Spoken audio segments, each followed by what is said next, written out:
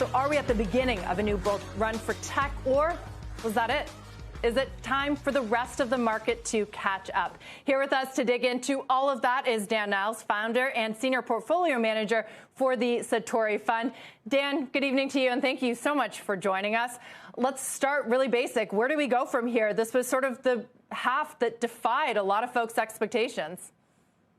Well, you really had a big surge following NVIDIA's results. If you go back to when they reported on May 24th, since that period of time, S&P's up about 70% and NVIDIA's up close to 40%. And that really took the S&P from 4,100 to 4,400 or so. And so I think, that's driven obviously by valuations and multiple expansion. So we have earnings season coming up. That's going to be really important if there's any kind of disappointments, because right now everybody's so optimistic on AI.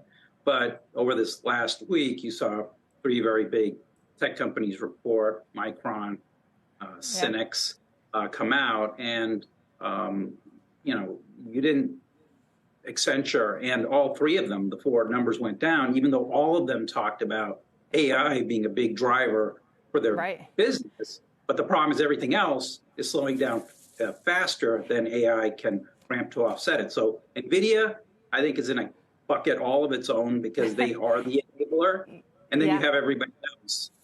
I also think, Dan, of the market sort of pre-NVIDIA results and post-NVIDIA results, because before they came out with that sort of blowout guidance, the AI hype cycle was something that was sort of in the future. But what NVIDIA did was say that actually it's here and they're going to be monetizing it this year. So I wonder how that changes expectations for some of the other tech giants that are going to report in the weeks ahead, like Microsoft and Google, that have been part of this hype cycle, but we haven't really seen that monetization yet. Well, and I think that's exactly the problem. You need AI graphics chips, and everybody's buying them from NVIDIA. It's the only place you can get them, really. And so you've got this huge surge, but for some like Google, for example, because you saw a couple of downgrades on that stock very recently, they're talking about, well, this is going to cost them more to return search results, and people may not be clicking on as many ads. So there's pluses and minuses for a lot of these other companies. And investors right now are just saying, wow, NVIDIA's revenue estimates for next quarter went up over 50%.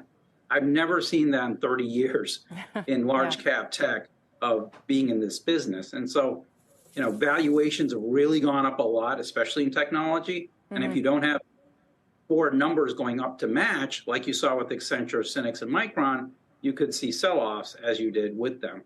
And to be fair, they weren't big sell-offs, but people aren't really putting them in the leaders category.